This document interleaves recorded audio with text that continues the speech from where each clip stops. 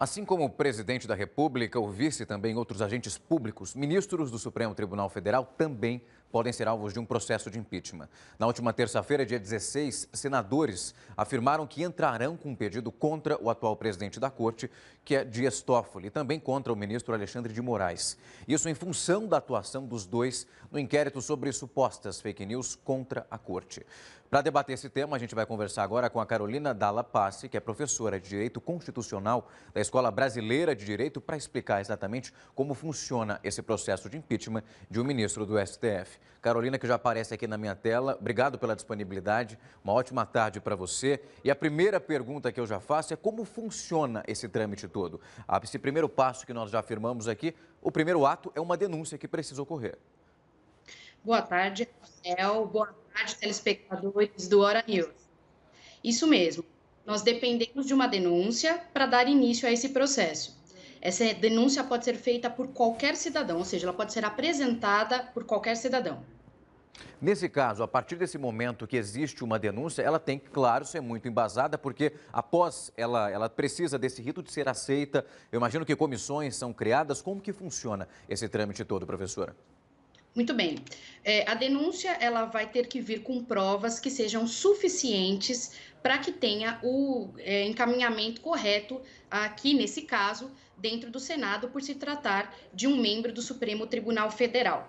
Se ela aceita pela mesa diretora, no caso, quem vai verificar as formalidades dessa denúncia e ver se elas estão corretas em termos de forma para dar prosseguimento dentro do trâmite do Senado, é o presidente do Senado. Então, uma vez que ele admite essa denúncia, ele vai criar uma comissão especial. Essa comissão ela é formada por 21 senadores que vão analisar as provas e a denúncia em si e averiguar se ela deve ou não ter encaminhamento. Ao final, é emitido um parecer.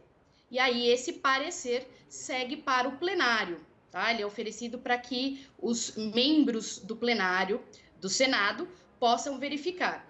E aí, vai ter uma votação.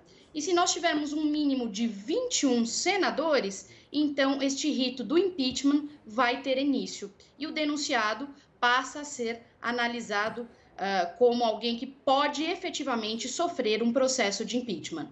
Professora, depois, caso as etapas ocorram exatamente dessa forma, passe por comissões, essa denúncia seja acatada, como que funciona o rito final? Quem decide aí depois que sai do Senado se um ministro, no caso o atual presidente do STF, pode sofrer o impeachment? Quem tem essa última palavra? Olha, tendo em vista que o rito correu tranquilamente, houve defesa do acusado, e aí se julgou que a denúncia foi procedente, ou seja, ela foi aceita, a mesa do Senado ele vai informar o STF, tá? O presidente da República, bem como aquele que foi denunciado e também o denunciante sobre o resultado. E aí o denunciado ele vai ser suspenso do seu cargo até a decisão final. E a partir deste momento vai ser escolhido um novo presidente do Supremo, porque no caso nós estamos falando do próprio presidente do Supremo como denunciado, e juntamente com o Senado vamos passar por uma decisão final sobre se devemos ou não admiti-lo como impedido de exercer suas funções. Então, o rito vai ocorrer junto com o Senado e o presidente do Supremo Tribunal Federal. Professor, a gente está falando de uma denúncia para contextualizar quem está em casa, essa possibilidade de impeachment de dois membros aí do STF, Supremo Tribunal Federal, onde isso, de acordo com os senadores, tem um embasamento através da condução de uma investigação envolvendo as fake news. A senhora acredita que um ponto como esse pode chegar a, nesse caso, de acordo com a visão apontada, num extremo para o impeachment de um ministro e também envolvendo um ministro e atual presidente do STF? É algo grave essa proporção? Rafael, acho que em primeiro lugar a gente precisa entender uma coisa. De todas as denúncias que nós já tivemos contra membros do Supremo Tribunal Federal, nenhuma teve prosseguimento porque não preenchiam os requisitos necessários para tanto.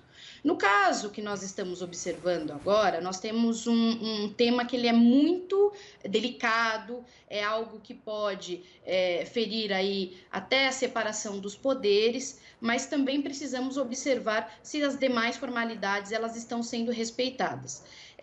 Mas existe sim, dentro da lei do impeachment, é uma lei da década de 50, alguns elementos que podem fundamentar uma denúncia como essa. E possivelmente algo como uma falta de decoro na maneira de você exercer a sua função. A gente precisa, entretanto, analisar para ver se é esse o caso mesmo. E para isso, a denúncia ela precisa estar bem fundamentada e as provas precisam ser observadas para ver se chegam mesmo à conclusão de que a conduta do presidente do Supremo ela foi, de alguma maneira, contrária àquela função que ele exerce no Supremo Tribunal Federal. Professora Carolina, ainda tem um tempo aí até a gente chegar numa decisão para saber se essa denúncia vai ser aceita ou não. É claro que a gente vai estar acompanhando todos os passos para saber o que vai acontecer envolvendo esses dois ministros e também a gente está falando do atual presidente da Corte. Eu agradeço a disponibilidade e também o tempo para falar com a gente, explicar esse trâmite para quem está em casa entender exatamente o que está acontecendo e a importância disso tudo. Obrigado e até uma próxima. Agradeço a todos. Boa tarde para vocês. Até, professora. Tchau, tchau.